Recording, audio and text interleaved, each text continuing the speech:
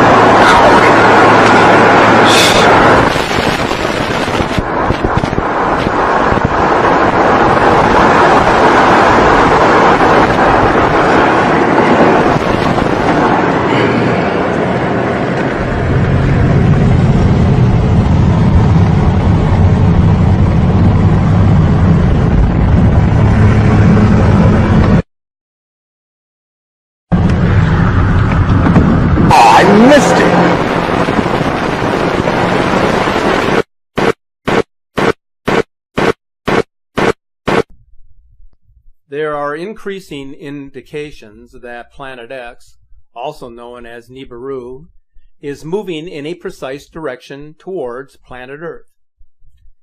So what does this suggest for those of us who dwell on this planet? Is there actually a biblical link that correlates with the end times as we know it? Many of you believe that NASA and other government bodies, such as the Pentagon and the CIA, are aware of its approach.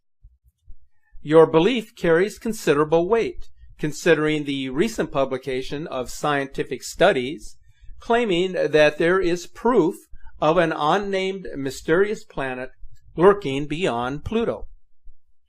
The claim was determined by observations of gravitational influences on a group of celestial bodies called the extreme trans-Neptunian objects, which are orbiting our sun beyond Neptune. The approach of the mysterious planet Nibiru is at present sending waves of charged plasmatic energy particles through our solar system. The flow of energy will finally affect the core flows of the Earth and result in catastrophic changes in Earth's climate, which is without a doubt occurring on an escalated scale. Planet Earth has been feeling the effects of this inbound planet or system of planets since 1996, with records showing a troublesome increase in seismic and volcanic activity, extreme weather patterns, and catastrophic disasters. U.S. and Russian governments are aware of its approach, as is the Vatican hierarchy, which is keeping a watchful eye on the heavens with their sophisticated telescope perched high in the mountains of Arizona. In the meantime, the public is being kept in the dark regarding this approaching apocalypse. The consensus by many is that such an event would annihilate 2/3 of the world's population, while 2/3 of those who survive the initial impact will perish over time due to starvation and exposure to the elements. The question that persists with respect to Planet X is whether this mysterious planet that scientists now claim exists beyond Pluto is the same planet that is believed to have wiped out much of humanity thousands of years ago. There is, however, more to this story than what meets the eye. Based on the research study known as extreme trans-Neptunian objects and the Kazi mechanism, signaling the presence of trans-Plutonian planets, posted in 2014 in the Journal Monthly Notices of the Royal Astronomical Society letters, there are at least 2 planets, part of our solar system, larger than Earth, lurking out there beyond Pluto, and whose existence can be noticed through their gravitational influences. So it is fair to say that NASA understands that these planetary objects are a serious threat to our civilization. It is widely perceived that researchers had proposed that the so-called Planet X was at least 10 times as large as Earth and was most likely situated at a distance of 250 astronomical units from our Sun, with an orbit of 10 to 20,000 years. There is an understanding that an approaching large body or a star system of planets and moons can trigger considerable differences in magnetic activity, and recent data from our magnetosphere indicates that this is what is now taking place. There were even suggestions that Google Sky had revealed an area in space that had been censored by NASA, showing the winged globe moving through our solar system. So are these subtle warnings an earnest attempt to inform us that an apocalyptic situation is at hand, which is coming from out of this world, something previously unknown to humanity, but which have memories in our subconscious from past lives and records kept over the ages? If we consider the ancient era of Atlantis and Lemuria and what happened to these civilizations, is it any wonder that NASA would redact the location of this incoming body on Google Sky or in their own imagery? Every week, NASA appears to have learned something new that was unimaginable, and yet they want us to imagine that Planet X Nibiru is unreal.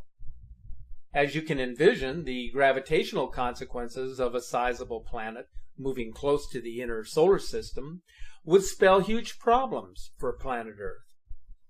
Not only are we witnessing climate extremes and a shifting of the Earth, but we are now bearing witness to the very real observations that the 4 seasons, as we have known them, are now blending. So with all of this in mind, we can now ascertain why certain governments are taking steps to protect their own interests as they prepare for the arrival and the aftermath of this large planetary body or system of planets moving through our solar system.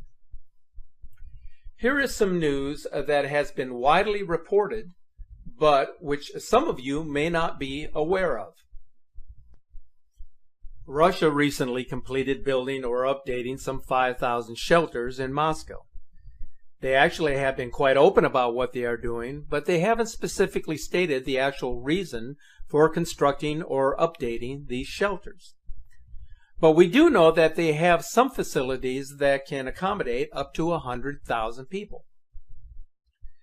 The United States is estimated to have over 150 deep underground military bases.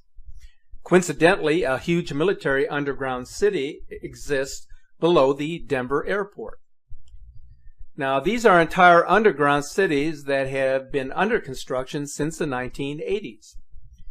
But this is a need-to-know classification that is underway and is never published in advance for fear of destabilizing the economy. If you do any research of this topic, you are bound to run into various forms of disinformation. Now, some of it intentional, but much of it produced by uneducated individuals within the public. Until the discovery of Planet X, astronomers had regarded the writings of the ancient Sumerians about this object as legend. When Planet X was discovered in 1983, they suddenly learned that the Sumerians were not the primitive people they had been made out to be by intellectuals of today. Have you ever wondered what the real purpose of the Hubble Space Telescope was intended for? It was not to explore the universe and the solar system, as some have suggested. Rather, the reason for constructing this multi-billion-dollar telescope and then placing it in orbit was for the purpose of observing the inbound Planet X. A June 6th interview with a Hubble insider states this fact as to the Hubble's purpose. He watched this mysterious body through the Hubble telescope and stated that this thing looked as if it was nearby. And the Hubble got cut off, and they encrypted it, and that was the end of any transmission. So let's listen to this interview. Back in the 1950s, most people aren't aware of it, but there was a scientific storm in America all through the late 50s about this thing out there in space because the astronomers were all watching it, and that was back when they weren't afraid to talk about it. It was in the science magazines. I mean, I had a subscription to, like, Popular Science, and hell, it was on the front cover of the magazine one day in, like, 1961. And I was really excited when I saw it because here's this giant red planet on the horizon of the California coast and a humongous tidal wave coming in towards the coast. And having grew up in the mountains of the Sierras, and this thing in the magazine, it said this tidal wave coming in was going to be at least 3 miles high. And I went in and showed it to everybody in the house, and they laughed and they said, look, it says right here, there's nothing to worry about. It won't be here for another 50 years. Hey, guess what? That 50 years has came and gone, and this baby's out there in the sky. They've been watching it. I watched it, and I can tell you, this thing has got so much trash coming around it. You know how we live in a solar system? We've got 9 planets and a big sun. This thing has got 7 planets and its own sun. The years as it went by and we watched it, it got bigger and bigger and bigger. And then finally, about 2008, we could see this thing like it was across the street. And we could see that it was a blazing hot ball of fire giving out sparkles of red iron oxide dust for thousands of miles in every direction. And you could see the planet circulating it. Now, I'll tell you one thing that I really am nervous about. I think this thing's got a planet like ours circling it. This is its own solar system. We're about to have a solar system come through the middle of our solar system. This can't be good. But unfortunately, it looks as though that's what's going to happen. We were looking at asteroids. Right close to this thing, there's asteroids that are floating around right near that are orbiting the main sun itself. These things appear to be about 500 miles across. This thing looks like a giant red teardrop-shaped dust cloud, and you can see if you're able to see it up close like we did, you can see every speck out there. Now, these CIA people that I know say that we're not going to be that close to it when it goes past us. They're saying that in order to attain breakaway speed, when it comes up around the backside of the sun, its speed will at least double, possibly more, which will put it here earlier than everybody is saying it will, and that this thing will probably be about 20 million miles from us when it crosses in front of us. And then as soon as it flips us upside down, we're going to go into its debris field. These CIA guys told me that this pole shift will probably happen from start to finish in around 28 minutes. That doesn't give you a lot of warning. When you see that thing out there in the sky, you're going to have to run as fast as you can to your underground facility, because this is going to happen so fast. Now, see, here's another thing nobody's talking about. You've got this giant iron planet that they say is 47,000 miles across, getting ready to come up past us. And when it starts to approach us, it's going to start and have real serious effects. So is it a planet or a failed star? It's not a failed star. You know, I saw this thing up close. It did not look like a failed star. It looked just like our sun. Right. Okay. Would you call our sun a failed star? No. Okay. Well, you had said planet. I wasn't sure if it was like a failed star brown dwarf or a full sun. So it's a full sun? It looks to me like a miniature sun, just like the one we have. The only difference is our sun is giving off flames and stuff, and this one's doing the same thing as it, but it's giving off this red iron oxide cloud of dust around it, and until it got close, we couldn't even tell what was in there. We could see it was hot, and it looked like it was just a dull red when we were first able to discern it through the red cloud. But as it approached, it started to become more apparent that this thing is just orange hot. Right. And it's got this enormous, and I mean enormous, at least 50 or 100,000 miles on each side of it, this red dust cloud that goes all the way around it. I know when we were watching it, as it started to make the upward swing to approach behind our sun, it was amazing. The red dust cloud settled down. Instead of being round, it started to settle down into a V, like wings, upside-down wings. Right. And I thought, boy, I wonder if that's where the ancient Sumerians got the idea this thing had wings, because, you know, centrifugal force is a funny thing. When it comes back up around the planet, when we see it in the sky, my guess is it's going to look like it's got wings, because centrifugal force is going to be pulling the red iron oxide dust and particles out to one side. This thing's going to look like a big red dragon, exactly like all the ancient Sumerians and the Chinese and all the rest of them that had documented this thing's passing before. It didn't look like a white ball or a snow cloud or nothing. It looked like a big red iron oxide dust cloud with a superheated star in the middle of it. And, I mean, you know, and that's what we've seen. So, you know, I don't care what anybody else says. There's a possibility. There's more than one thing out there.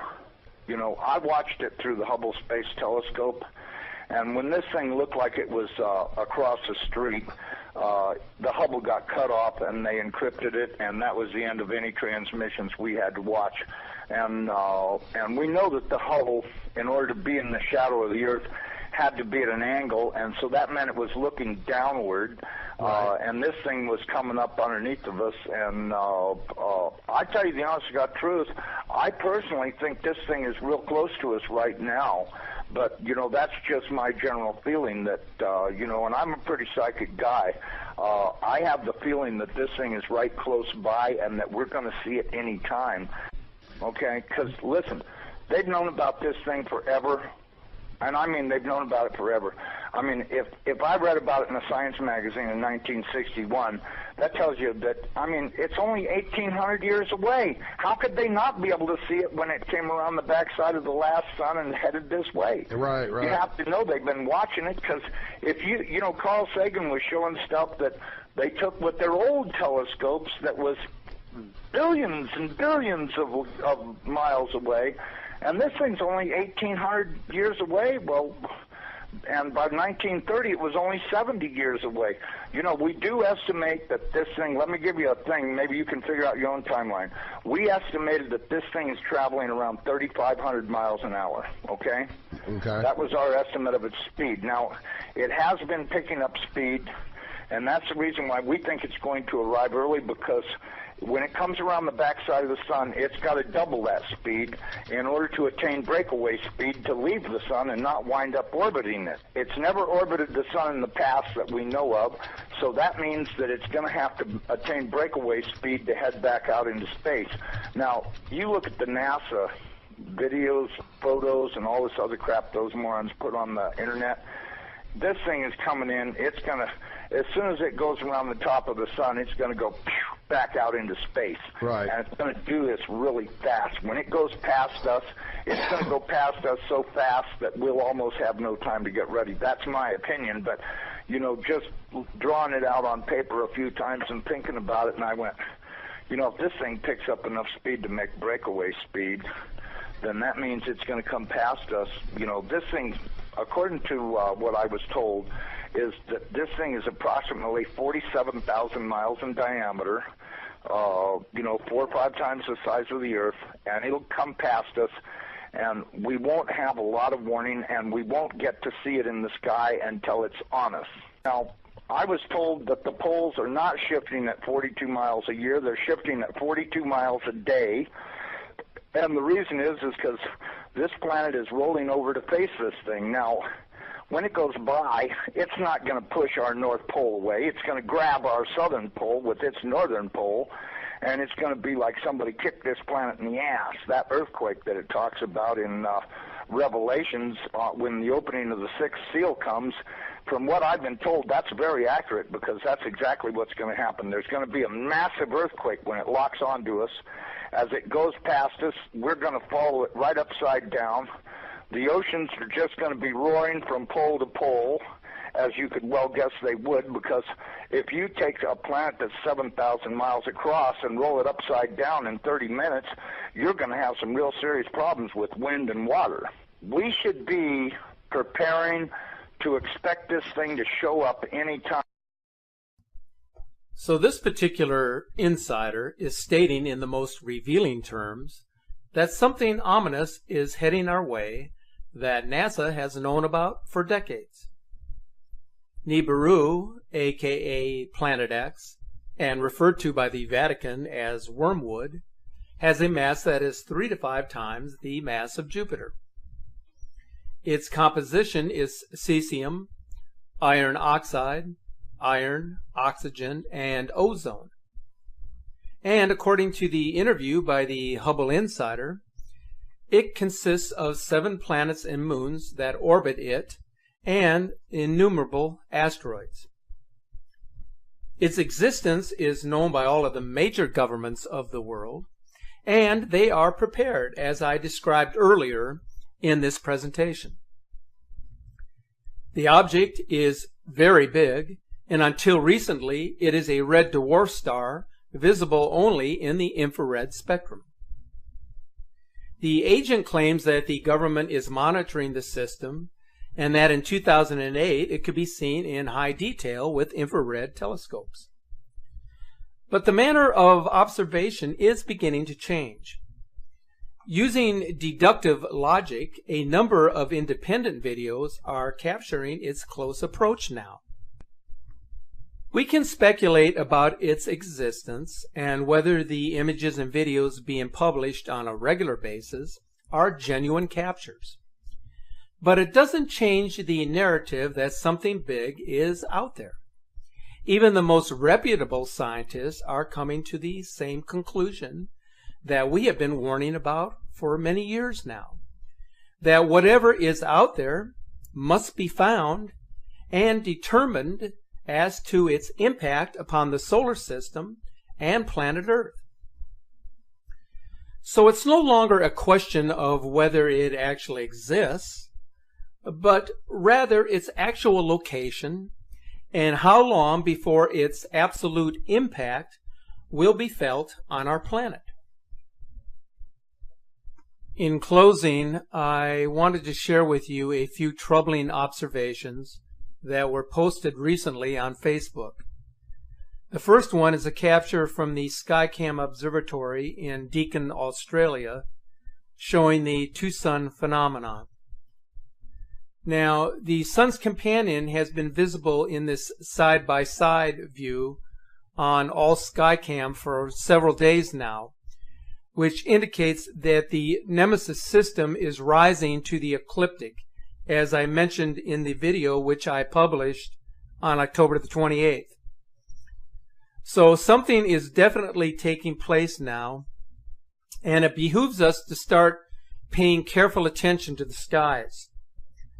So if any of our viewers and subscribers have anything of value, any type of information or images you care to share with us, please forward them over here for a review as soon as you can. Also mentioned in this video presentation was the indication that this system would be accompanied by a long trail of debris consisting of fairly large-sized meteors and asteroids. The number of space objects that are penetrating the Earth's magnetic field has increased substantially in the past couple of years. So take a look at this incredible capture from Japan on October the 31st.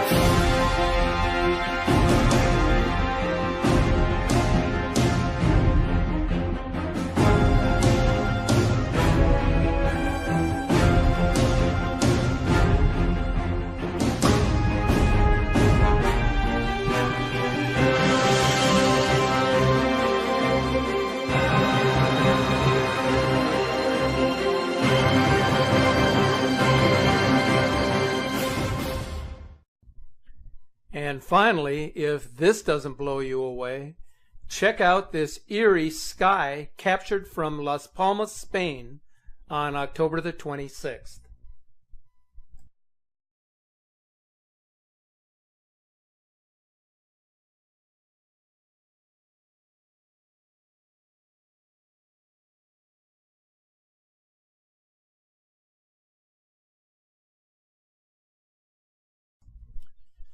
So as you can see, something definitely is going on that is very difficult to explain. It was in mid-August of this year, as some of you are aware, that myself and my family members and a number of friends were among the many tens of thousands who suffered the worst flooding in recorded history here in southeastern Louisiana. We are still recovering from that devastation. The funny thing about all of this is that it seems that we encounter one extreme weather event after another. Since the Great Flood of 2016, we have had what is now considered to be one of the most severe droughts that this area has encountered in recent times for this time of the year. Not only has our temperatures been steadily above normal, but the rainfall has registered less than 1/4 of an inch for the past 2 months. So I can tell you firsthand from my experiences that things are changing quickly here on